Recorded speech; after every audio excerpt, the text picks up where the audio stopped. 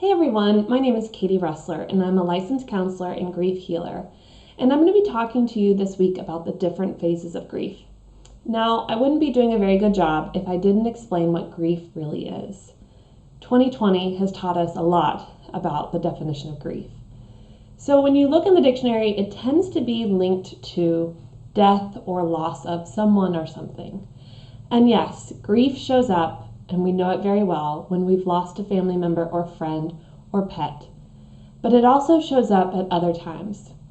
If you've ever had an adjustment in your life as far as taking on a new responsibility, maybe becoming a parent, or losing a job, having to move, change homes, even things like rites of passage, like going to school, going to college, you probably are familiar with grief.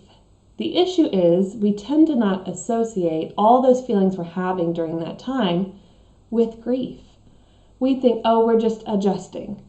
Oh, we're just struggling with this new setup. Whether you're going through a divorce or separation or some family situations that are different than what's typical from what you're used to, then you're familiar with the feelings of sadness, frustration, anger, anxiety, fear. All of these are related to grief. And in 2020, worldwide, grief has become a theme. We just haven't been aware that that's what it is. So it's my goal to help reach as many people as possible and help them to better understand what's going on inside of them. Now you may be thinking, okay, well, Katie, grief is sort of this complex thing, and I don't really enjoy feeling grief because it's sad or I'm angry, and it's typically around like something I'm not happy with that has happened in my life. Yeah, I believe that grief is this journey we all have to go on throughout our lives, adjusting to how we expected life should go and accepting how life is.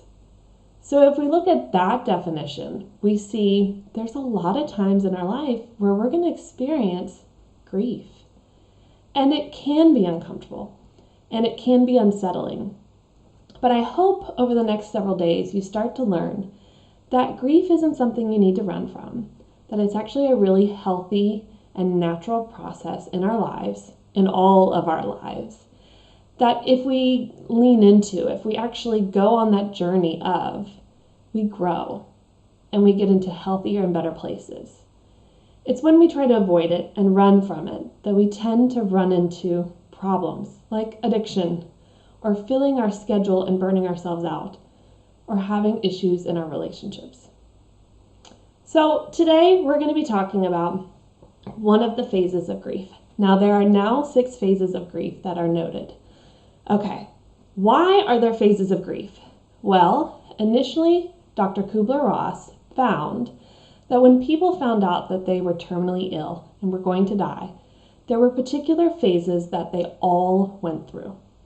So this was an amazing thing to find out. Like, hey, we as healthcare and mental health care providers can be aware of these phases and know how to work with a patient or a client through them.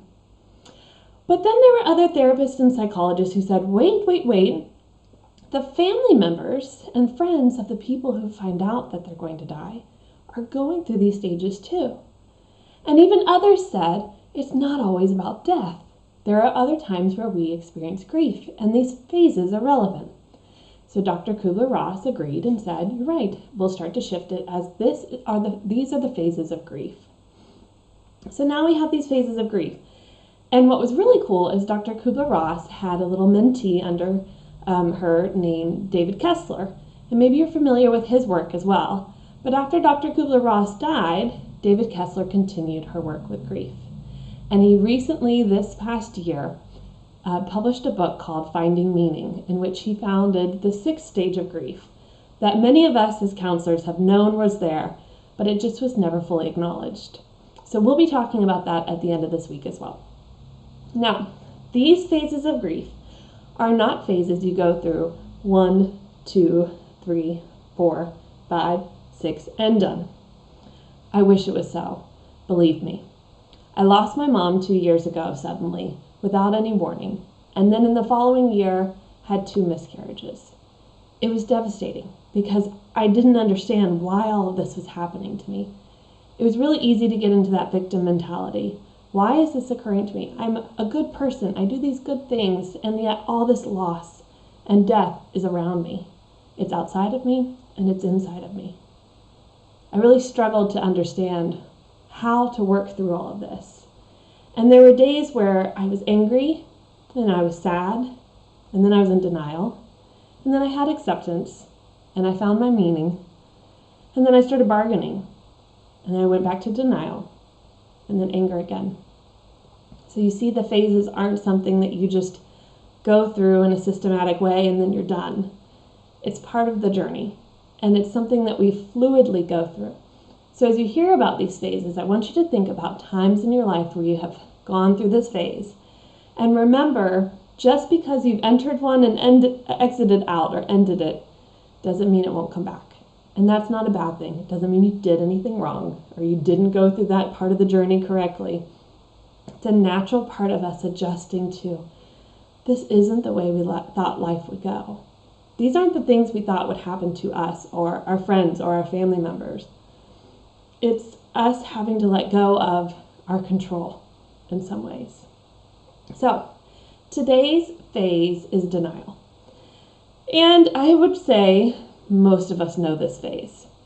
Whether we are in denial of finding out information that we don't like, we're in denial of what's going on in our world right now, or we're in denial of that sort of shock and awe of finding out something is ending, something has to change, and we're just not ready to process it. Denial is this way of our brain saying, no, we had too much, and we can't do this right now. This is just too much. Like, seriously, whatever you've just shared with me, whatever's just happened in life, we have too much on our plate. We cannot process this. So we're going to be in denial. I see this a lot with teenagers I work with, especially if they find out that their parents are going to be divorcing or they have to move. And they're kind of like, no, not my stuff. I'm not something I'm going to worry about, not something I'm going to think about.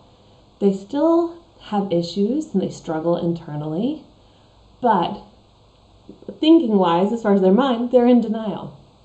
That's not really happening. I don't know. That's going to affect you guys, not me. They're in denial of really the impact. We get like this when we find out that there's a death. There's this, like, no, there's no way that just happened. There's no way. It couldn't be. And sometimes we relate it back to, again, oh, that person is such a good person. There's no way that happened to them. There's no way. That has to be a rumor. We really struggle with putting the concept of things happen to everybody, not just good people or bad people, in quotations. Positive and negative life experience happen to all of us. So when we go through this denial, it is very easy. I like to picture it like, it's like you have a box for your head, and then there's this space, and it's like when we used to draw as kids, and then there's like a rectangle or a triangle for the rest of the body underneath. We separate our head from our body. We don't want to feel it. We don't want to experience it in any way. So our head goes, nope, pops off, and just hovers above us. And so we're in this denial. So when you think about times in your life that you've been in denial, and maybe it's easier to look at other people in your life who are in denial than look at yourself, I want you to think about some of the traits. What are the things that you noticed they did? Did they stay really busy so they didn't have to think about things? Did they avoid the topics, walk away when those things came up? What were sort of their telltale traits of going through denial? Now, if you're comfortable, I would love to hear below times that you've gone through denial or someone you know has gone through denial. And what was that breaking point where it was like, okay, I actually have to face what's going on?